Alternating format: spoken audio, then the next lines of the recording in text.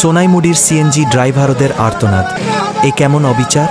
সোনাইমুড়ির CNG চালকরা নিয়ম মেনে গাড়ি চালান, তাদের বৈধ লাইসেন্স আছে, গাড়ি কেনার সময় সরকারকে ট্যাক্স দিয়েছেন, প্রতিদিন পৌরসভার টোল দেন, লাইনের খরচ দেন, সব ধরনের নিয়মকানুন মেনে জীবিকা নির্বাহ করেন।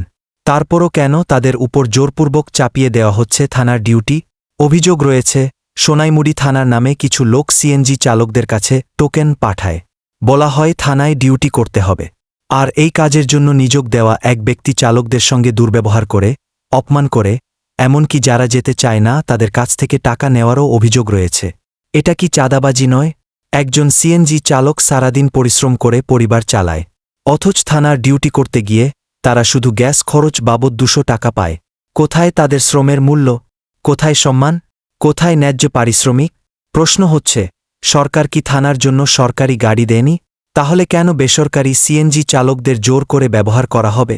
সিএনজি চালকরা দেশের নাগরিক, তারা কোনো দাস নয়। তাদের শ্রমের মূল্য দিতে হবে, সম্মান দিতে হবে।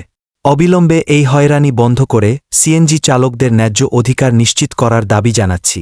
শ্রমের সম্মান চাই, জুলুম নির্যাতনের অবসান চাই। সোনাইমুড়ি সিএনজি ড্রাইভার সমাজ। আসসালামু আলাইকুম। সারা বাংলাদেশ জুড়ে সিএনজি চালকদের জীবন আজ এক অনিশ্চিত ভবিষ্যতের মুখে। একদিকে পরিবারের মুখে দুবেলা অন্ন তুলে দেওয়ার সংগ্রাম, অন্যদিকে পুলিশ ও দালালদের অমানবিক হয়রানি।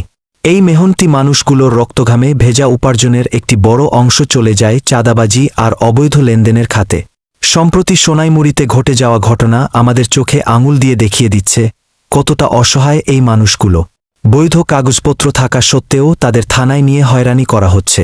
দালালদের সিন্ডিকেট পুলিশের নাম ভাঙিয়ে টাকা আদায় করছে। আমরা এই অন্যায়ের তীব্র প্রতিবাদ জানাই। সারা বাংলাদেশের সিএনজি চালকদের আজ ঐক্যবদ্ধ হতে হবে, জেগে উঠতে হবে। এই শোষণের বিরুদ্ধে থেকে আপনাদের পাশে আছি। আমাদের চ্যানেলটিকে ফলো করুন এবং এই ভিডিওটি শেয়ার করে সারা দেশের মানুষের কাছে পৌঁছে দিন। মনে রাখবেন, আমাদের ঐক্যই আমাদের শক্তি।